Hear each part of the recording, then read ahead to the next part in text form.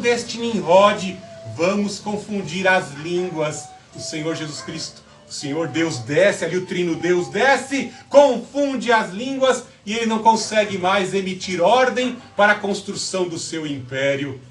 Veja que lá ocorreu a confusão das línguas e no Pentecoste nós vemos que o Espírito desce e traz concessão de graça, de variedades de idiomas. Como é bem citado na Bíblia King James, diversos idiomas são concedidos aos apóstolos, aos que creem, para que o Evangelho, a pregação da mensagem da ressurreição do Senhor Jesus Cristo pudesse ser difundida aos confins da terra, como nos diz Atos capítulo 1:8. Veja agora no capítulo 1, verso 9 em diante. Atos 1:9. Depois de dizer estas coisas, ele foi levado aos céus, enquanto eles olhavam, e uma nuvem encobriu seus olhos, né? Ou encobriu seus olhos. Então veja aqui a manifestação deste Espírito, entre aspas, né? Você notou aí que uma nuvem acompanha e escolta o Filho de Deus que cumpriu uma missão. Que nuvem é essa? É a mesma nuvem que protegeu o povo do calor no deserto durante os 40 anos de peregrinação. É a mesma nuvem que formava uma tocha, uma coluna de fogo para iluminar quando eles peregrinavam à noite, caminhavam à noite. É a mesma nuvem que protegeu o povo e impediu que o exército de Faraó encostasse no povo de Deus. É a mesma nuvem que ali diante do Mar Vermelho começou a soprar como vento e abriu o Mar Vermelho para que o povo pudesse atravessar. Veja a manifestação nos elementos: terra, fogo, água e ar. Podemos ter uma ideia da essência deste Espírito Paráclito que desce sobre a vida dos crentes nesses elementos. Mas e a terra, pastor Fernando? Lembra de Elias, quando ele ali está com medo, foragido, sendo perseguido por Jezabel e achando que vai ser capturado? O Senhor dos Exércitos faz a terra tremer, Ele controla os elementos. Não esqueci dos 4 não, os 4, Ele controla os elementos, terra, fogo, água e ar. E aí eles veem, a nuvem também aparece ali. Veja que da nuvem sai a voz no Monte da Transfiguração, no Carmelo, no Tabor: este é meu Filho amado, em quem me comprazo. Veja que no verso 10, estando eles com os olhos fixos no céu, enquanto ele subia, apareceram junto deles 2 homens vestidos de branco. E eles disseram: homens galileus, por que estáis olhando para o céu? Este Jesus que dentre vós foi levado aos céus virá, do mesmo modo como vistes partir. Então eles voltaram para Jerusalém, vindo do monte chamado Oliveiras, que fica perto de Jerusalém, a distância de caminhada de um sábado. Quando chegaram à cidade, subiram ao aposento superior, onde estavam Pedro, João, Tiago, André, Filipe, Tomé, Bartolomeu e Mateus, Tiago, filho de Alfeu, Simão, Zelote e Judas, filho de Tiago. Os 11 apóstolos estavam ali reunidos. Eles se reuniram para aguardar o que o Senhor orientou, a promessa do derramamento do Espírito Santo sobre suas vidas. Veja no verso 14: e unidos todos se dedicavam à oração, juntamente com as mulheres, com Maria, mãe de Jesus, e com os irmãos dele. Notou algo interessante que ele cita aqui? Os 11 estarem reunidos e algumas mulheres participarem, aí as mulheres que davam assistência ao Senhor Jesus Cristo. Veja que isso desmonta muitas das ideologias macabras que nós vemos sendo espalhadas nos dias de hoje. Que o nosso Deus é misógino, exclusivista, né? Restricionista. Não, olha aqui, ó, as mulheres participando deste momento de busca e vão ser beneficiadas em receber o Santo Consolador, pois elas perseveravam em oração, buscando o cumprimento da promessa. Vejamos que nós somos levados e ensinados pela palavra de Deus. Veja que Moisés ensina Arão: Arão, contém a massa, tu sabes que esse povo é de dura cerviz, não permita que esse povo venha se dispersar. Arão não conseguiu conter a massa, e eles se rebelaram e fizeram culto ao Deus Apis, ali ao Deus cabeça de boi. Não puderam. E aqui eles são orientados: fiquem firmes, perseverem, mantenham-se resilientes, com foco na promessa, na orientação que eu dei. Assim como eu ressuscitei dentre os mortos, eu vou enviar o Espírito Santo. Veja no verso 15: naqueles dias, estando ali reunidas cerca de 120 pessoas, Pedro levantou-se no meio dos irmãos e disse: irmãos, devia se cumprir a escritura que o Espírito Santo predisse pela boca de Davi acerca de Judas, que foi o guia dos que prenderam Jesus. Olha Paulo pregando e ensinando algo importante aqui. Ele está lembrando do Salmo 69, 25 e do Salmo 109, 8. Já havia uma predição de um maldito que haveria de trair o Senhor Jesus Cristo, entre aspas, até da propriedade que seria o Aceldama, o campo de sangue, que foi resultado, local que os sacerdotes que conspiraram compraram e colocaram ali como uma espécie de cemitério para os gentios, né? Então veja que Pedro fala: nós temos que substituir esse que é o traidor, né?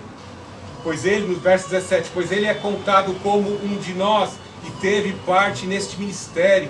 Ele adquiriu um campo como parte do seu pecado, e precipitando-se de cabeça, arrebentou-se ao meio, e todas as suas vísceras se derramaram. Todos os habitantes de Jerusalém ficaram sabendo disso, de maneira que na própria língua dele, esse campo é chamado Aceldama, isso é, campo de sangue. E aí veja que eles vão fazer os preparativos, vão lançar sortes para escolher um discípulo que pudesse substituir o Judas, que se suicidou, se enforcou, e ali enforcado, a cabeça se desprendeu do corpo, e as suas entranhas podrificadas ali caíram, se esbagaçaram no chão, suas entranhas, e o solo ficou contaminado.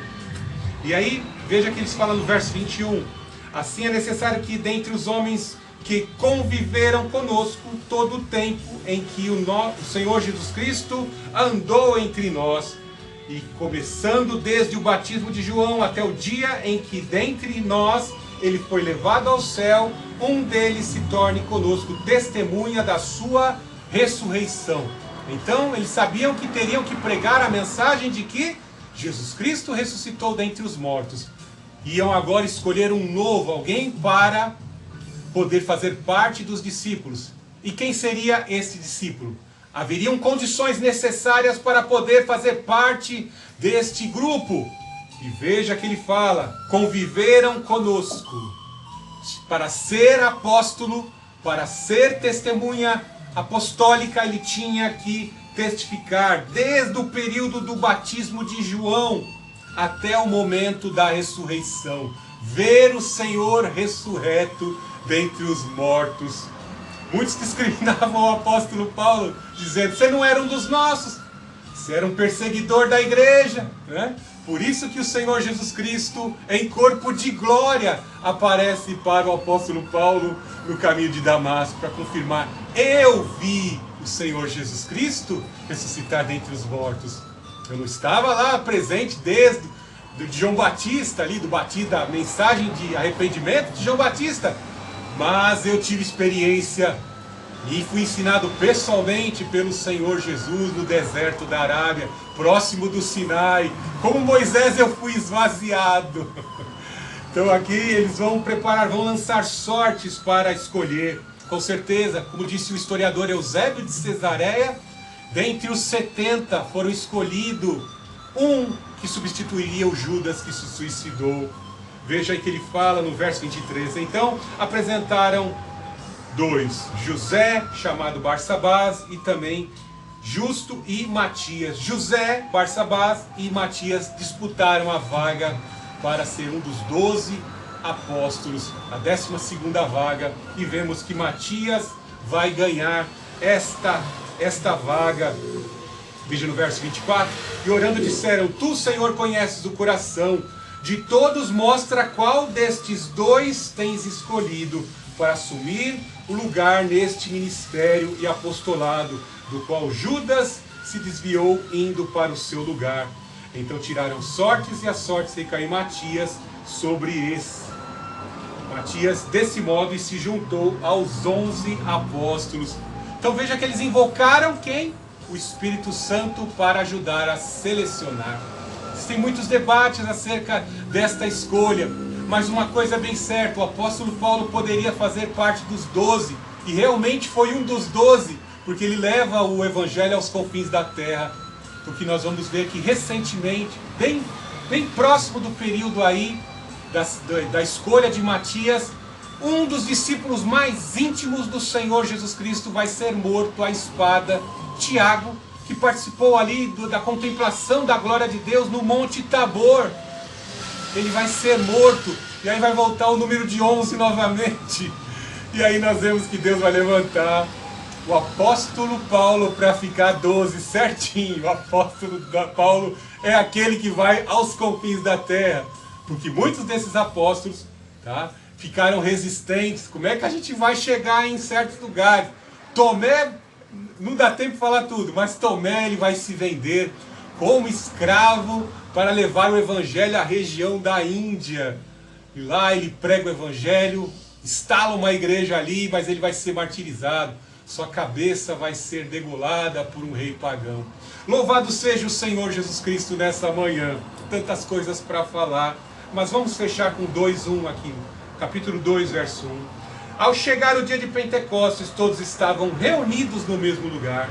De repente veio do céu um som como um vento impetuoso, encheu toda a casa onde eles estavam. E apareceram umas línguas como de fogo, distribuídas entre eles, e sobre cada um pousou uma. Então veja aqui o fenômeno no dia de Pentecostes. Eles estavam perseverantes em oração, talvez não imaginavam o que ia acontecer daquela forma como eles esperavam, mas se cumpriu Joel capítulo 2, do 28 em diante. O Espírito Santo desceu. E como ele foi perceptível? Como o som de um vento. Dentro daquele cenáculo, eles ouviram e sentiram perceptivelmente o vento. O vento não pode ser visto, mas ele pode ser ouvido, porque ele toca no que está ali perto, nos objetos. Ele é sentido porque o corpo percebe a sua presença. Eles viram isso, eles perceberam isso, um vento impetuoso que encheu a casa. E eles perceberam que não era um vento, uma brisa comum. Era uma presença divina que os estava constrangendo com a santidade. Assim como o grande Eu Sou aparecia, e os heróis da fé como Moisés, Manoá, e Josué se constrangiam diante do Santo, do Santíssimo. Eles estavam constrangidos diante deste vento, esse fenômeno do vento divino, o Santo Espírito, e encheu toda a casa onde eles estavam. E aí os seus olhos, a capacidade dos seus sentidos se ampliaram, e aqueles que perseveraram em oração, eles conseguiram ver chama de fogo, o Espírito que é vento, o Espírito que é fogo. Ali se manifestou labaredas de fogo sobre a cabeça dos filhos de Deus, que estavam ali perseverantes em oração. Sobre cada um deles tinha labareda de fogo, selo de fogo sobre a cabeça de cada um deles. E todos ficaram cheios do Espírito Santo e começaram a falar outras línguas, outros idiomas, conforme o Espírito Santo concedia que falassem. Falaram diversidades de língua, porque dali em diante, depois vocês vão ler aí,